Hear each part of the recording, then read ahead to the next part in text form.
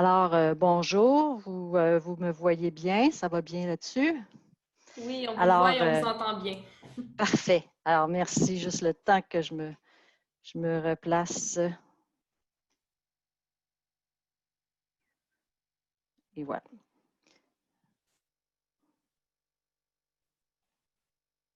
Alors, donc, je me présente, je m'appelle Marie-Hélène Dehaye, je suis nouvelle professeure et chercheure à l'École de travail social et de criminologie de l'Université Laval. Alors, c'est tout nouveau depuis le 1er janvier. Et le thème de ma présentation d'aujourd'hui, ça m'est venu au détour d'une conversation avec Sophie Dupéré, qui est professeure à l'Université Laval en sciences infirmières. Et elle me disait, en tant que chercheur impliquée dans plusieurs recherches-actions participatives, combien elle s'intéressait en fait à l'éducation populaire autonome. Et cette conversation-là, ça m'a permis un peu de comprendre pourquoi moi, de mon côté, je m'intéressais à la recherche-action participative. En fait, je m'y intéressais parce que je m'y reconnais en quelque sorte. En fait, comme ancienne travailleuse au sein de groupes communautaires. En fait, j'ai travaillé pendant une vingtaine d'années dans des organismes communautaires et auprès d'organismes communautaires. J'ai fait beaucoup de travail d'accompagnement de différentes démarches. Et dans ce contexte-là, j'ai préparé, organisé, animé, participé à tout plein de démarches qui relevaient à la fois de l'éducation populaire autonome et de la conscientisation. Donc, j'ai eu le goût d'approfondir ou en tout cas de me questionner sur les liens qui existaient entre ces différents univers-là. Et ce que j'ai fait, je suis allée puiser dans mes expériences en éducation populaire et en conscientisation, puis je les ai mis en lien avec différents projets de recherche-action participative, des projets plus récents, puis auxquels je m'intéressais. Alors, je voulais voir qu'est-ce qu'il y avait de commun et comment ces différentes pratiques-là s'alimentaient les unes les autres. Donc, ma question de départ est toute simple, c'est quels sont les liens entre conscientisation, éducation populaire autonome et recherche-action participative? Alors, je vais commencer par préciser ce qu'est l'éducation populaire autonome et la conscientisation, parce qu'en fait, on entend souvent parler de ces pratiques-là en termes de conscientiser les personnes à ou éduquer les personnes à. Et ça, je l'ai entendu beaucoup dans des formations que je donnais. Et là, on est à ce moment-là dans une vision, une visée normative qui est très loin du sens premier de ces pratiques-là. Alors, je vais commencer par préciser ça. En deuxième partie, je vais mettre en relation un peu ces pratiques-là à partir de trois dimensions qui sont celles des méthodologies, des principes d'action et de la visée. Et je vais terminer ma présentation en m'interrogeant sur ce que cette réflexion-là nous apprend pour la suite. Alors, qu'est-ce que c'est l'approche de conscientisation? C'est quand même difficile à résumer en 2 minutes, mais disons que l'approche de conscientisation, ça a pour origine la pratique d'alphabétisation, conscientisation développée par le pédagogue Paulo Freire au Brésil. Donc, ça a été expérimenté en alphabétisation au début des années 60 et dans le contexte sociopolitique d'un mouvement populaire de libération nationale.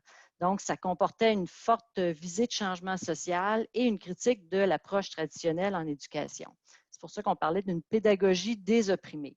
Et on fait référence à ce moment-là aux personnes concernées, donc les personnes qui participaient aux activités d'alphabétisation comme étant des sujets connaissants. Donc, des sujets connaissants qui doivent et qui peuvent prendre la parole à partir de leur propre réalité et se mettre en action à partir de cette réalité-là. Donc, d'où l'idée fondamentale d'un lien, d'une pratique dialectique entre action et réflexion. Donc, l'action se nourrit de la réflexion et la réflexion se nourrit de l'action. Au Québec, il y a eu un important mouvement d'appropriation de la conscientisation par les mouvements sociaux, par des militants et militantes, notamment au sein des groupes de défense des droits des personnes à cité sociale et des groupes d'alphabétisation populaire. Alors, ça a donné lieu à tout un ensemble de pratiques, dont la mise en place d'un collectif québécois de conscientisation, le développement de tout plein de sessions à ce sujet-là, et aussi le développement de démarches et d'outils qui étaient fondés sur cette approche-là. Donc, on pense notamment aux tableaux codés qui ont été utilisés en alphabétisation et aussi au double portrait. Là, vous voyez à droite de l'image, en fait, c'est une illustration du double portrait utilisé avec des intervenantes. Il y a 4 fondements importants de la conscientisation dans le contexte du Québec. Donc, la reconnaissance de l'existence de rapports d'oppression, donc classe, race, sexe et genre. La croyance aussi dans la possibilité de se libérer de ces rapports-là à travers un processus continu de libération qui est à la fois individuel et collectif. Et ça, c'est dans une visée à long terme, donc ça demande un engagement à long terme des personnes. Autre pratique qui s'est développée au Québec et qui est apparentée à celle de la conscientisation, c'est l'éducation populaire autonome. Alors, de quoi il est question? En fait, c'est un ensemble de démarches d'apprentissage et de réflexion critique dans lesquelles des citoyens vont se mettre en action et vont réaliser des prises de conscience individuelles et collectives des conditions dans lesquelles elles vivent. Et ça mène à un projet de transformation, puis transformation qui est tant sur le plan social, économique, culturel et politique. Et l'éducation populaire autonome est indissociable de luttes, d'organismes communautaires, de mouvements sociaux qui sont impliqués dans ce changement, dans ces changements-là. Donc, les éléments clés de l'éducation populaire autonome, bien, un processus collectif et démocratique. Donc, ça se vit au sein d'organismes démocratiques. C'est hors des lieux formels. Donc, l'éducation populaire autonome, ça ne se fait pas à l'école, mais ça se fait plutôt, par exemple, dans des organismes communautaires. La perspective de transformation sociale. On n'enseigne pas, on anime, ce qui fait que, par exemple, en alphabétisation populaire, on parle plutôt d'animateur plutôt que de formateur. Et il y a un passage de l'individuel au collectif, de sa réalité, on la met en commun avec celle des autres, on apprend et on vient à être capable d'avoir une analyse plus globale de la société. Alors, qui fait de l'éducation populaire autonome au Québec des centres de femmes, des comités de citoyens, des groupes de personnes assistées sociales, des groupes de locataires, des groupes d'alpha. Donc, c'est vraiment quand même des milliers de groupes communautaires au Québec qui, de façon des fois plus structurée, des fois un peu moins, mais ont des pratiques d'éducation populaire autonome. Et à droite, ce que vous voyez, en fait, c'est un exemple, c'est le Collectif pour un Québec sans pauvreté qui a développé tout un ensemble de processus d'éducation populaire autonome. Et ça, c'est la première page d'un document qui présente leur processus. Alors, quel lien existe-t-il entre conscientisation, éducation populaire autonome et recherche-action participative? Je reviens à ma question de départ et je vais la poser à partir de ces 3 dimensions-là. Donc, ce qui saute d'abord aux yeux, je pense, c'est sur le plan des méthodologies qui sont mobilisées par ces différentes pratiques-là. On peut dire qu'il y a eu une rencontre qui s'est faite entre l'univers de l'intervention collective et celui de la recherche à travers la recherche-action participative. Et dans le fond, les méthodologies de la conscientisation et de l'éducation populaire ont inspiré plusieurs pratiques de recherche-action participative. Je vous présente ici 3 exemples, c'est parmi d'autres, mais toute la question, par exemple, des croisements de savoir, qui a été un outil privilégié par différentes organisations communautaires. On pense à ATD Carmonde, mais aussi par le CPMO à Québec qui faisait des croisements sur le thème des finances publiques. Et une méthode qui a aussi été utilisée en recherche-action participative. Là, on pense, par exemple, à une recherche Équisanté qui portait sur la qualité et l'équité des soins aux personnes en situation de pauvreté. Il y a aussi toute la question de l'utilisation de l'image codée ou du photolangage, donc abondamment utilisé en alphabétisation populaire et qui se transforme en processus de recherche avec le photovoix. Donc, et ça, comme vont nous le présenter, en fait, des gens du collectif un peu plus tard dans la présentation. Il y a autre exemple, c'est l'exemple de la carte de quartier, donc qui est utilisée beaucoup dans des groupes qui interviennent sur le plan du territoire. Par exemple, au Comité de citoyens de Saint-Sauveur, en fait, on utilisait cette carte-là pour nommer les défis, les besoins du quartier, les problèmes, donc de l'illustrer visuellement sur un mur avec une grande feuille et à ce moment-là, établir un plan d'action pour l'année à venir. Alors, cet outil-là a un équivalent dans la cartographie sociale et qui a été utilisé, par exemple, au sein du projet de recherche-action participative vers une autonomie alimentaire pour tous. Alors, qu'est-ce qu'ont en commun ces méthodes et pourquoi elles sont intéressantes? En fait, elles ont en commun de viser essentiellement à permettre et à faciliter la prise de parole. Et pour ça, elles vont miser sur différentes choses. Elles vont viser d'abord sur la question du temps. Il faut donner le temps à cette prise de parole-là Et c'est au sein même d'une rencontre et au sein même d'un processus, ce qui fait que les processus, à la fois en éducation populaire, conscientisation ou en recherche-action participative, sont appelés à être modulés en fonction du rythme des participants.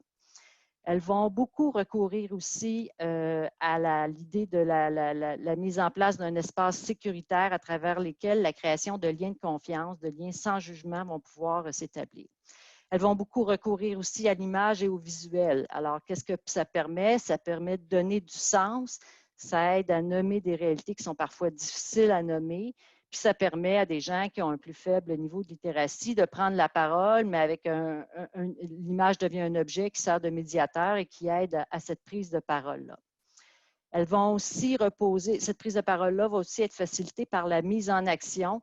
Donc, une parole qui est activée ou libérée par l'action, c'est-à-dire en dessinant, en bougeant, en faisant des collages sur un mur où on regroupe, on fait des regroupements, en utilisant des post-it, en réalisant des affiches, en organisant même un repas communautaire. Donc, peu importe le moyen, mais cette action-là va faciliter la prise de parole, l'expression des réalités.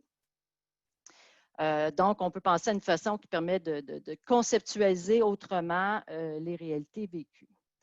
Ces méthodes-là vont aussi reposer sur l'idée qu'il faut partir de la réalité quotidienne des personnes, donc cette réalité quotidienne-là a de l'importance, puis qu'elle permet d'aller vers des analyses plus globales, plus collectives des problèmes, des situations. Elles vont aussi miser sur la souplesse. Donc, l'outil n'est pas plus important que le processus. Puis le chemin, on pourrait dire, est aussi important que la destination. Donc, à la fois, l'outil est appelé à changer, les processus sont appelés à se transformer. Et ça va être un peu en tension avec un peu l'idée classique de la recherche, avec une standardisation des outils là, du début à la fin de la recherche. Et aussi la créativité, donc, qui permet de sortir des sentiers battus pour imaginer des processus qui vont faire du sens pour les personnes avec qui on mène ces démarches-là. Alors, tout ça nous amène à identifier un certain nombre de principes d'action qui sont communs à la conscientisation, l'éducation populaire autonome et la recherche-action participative. Bien, il y a d'abord la reconnaissance de l'expertise citoyenne, qu'on va appeler aussi savoir expérientiel ou savoir de vécu. Il y a le passage du je au nous, donc la mise en commun d'expériences individuelles autour d'un enjeu, bien, ça nous permet d'accéder à une lecture collective du problème, à nommer des causes, des structures, des mécanismes qui produisent ou reproduisent des inégalités. On pourrait ainsi dire, comme le dit Jean-Yves Desgagnés, qu'il y a une réhabilitation d'un savoir expérientiel et subjectif. Il y a production de connaissances nouvelles, même si peut-être qu'en éducation populaire, autonome, conscientisation, on ne le dit pas dans ces termes-là, mais il y a tout de même production de connaissances.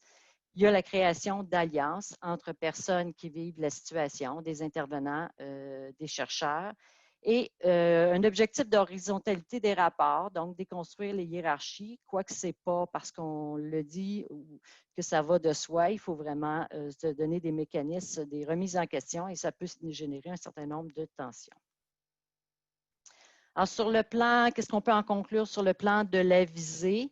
Est-ce qu'il y a une visée commune entre conscientisation, éducation populaire autonome et recherche-action participative? Dans un certain sens, oui, on peut parler d'une volonté de permettre aux personnes de reprendre du pouvoir sur leur vie et sur leur environnement. On constate aussi un certain nombre de valeurs partagées, donc dignité, solidarité, croyance dans les personnes, qui doivent par contre s'incarner dans des pratiques concrètes qui sont adoptées et qui sont explicites. Et sans doute une volonté de changer la société, les mécanismes et les structures qui entraînent des inégalités. Il faut être toutefois conscient que, bon, sous recherche-action participative, c'est quand même une expression parapluie. On retrouve un ensemble de pratiques, de façons de faire différenciées. Puis moi, quand je me rattache à l'idée de recherche-action participative, je me rattache à une certaine tradition qui repose quand même sur un fort degré d'appropriation et de contrôle du processus de la recherche par les personnes, puis qui va accorder une grande importance à la conscientisation politique, à l'idée du collectif et de comprendre qu'il y a des causes souvent plus globales à ce qui est vécu. Enfin, donc, pour conclure, on voit l'intérêt que suscite la recherche-action participative dans les différents milieux. Aujourd'hui, mais aussi, il s'en parle de plus en plus, même dans les organismes subventionnaires, donc dans différents milieux. Donc, il y a une rencontre qui se fait et c'est une rencontre qui suscite de l'intérêt, qui a de nombreux apports à la fois pour la recherche et pour l'action. Donc, c'est une rencontre qui est évidemment à poursuivre. Mais je pense qu'il y a quand même nécessité de reconnaître, de faire connaître et de maintenir vivants les liens qui existent entre recherche-action participative et toutes les pratiques d'action collective qui visent le changement social et la lutte aux inégalités. Et ça m'apparaît important parce qu'il y a à la fois un enjeu continu pour les organismes communautaires de faire reconnaître leurs expertises. Hein. On les oublie et peuvent être souvent mis de côté. Donc, cette exigence-là de reconnaissance, parce que aussi, pour moi, ça contribue à alimenter la visée du changement social au sein même de la recherche-action participative. Et ça évite enfin que des méthodes, des façons de faire ou des pédagogies soient utilisées en les détournant un peu de leur sens premier. Alors voilà, je vous remercie beaucoup.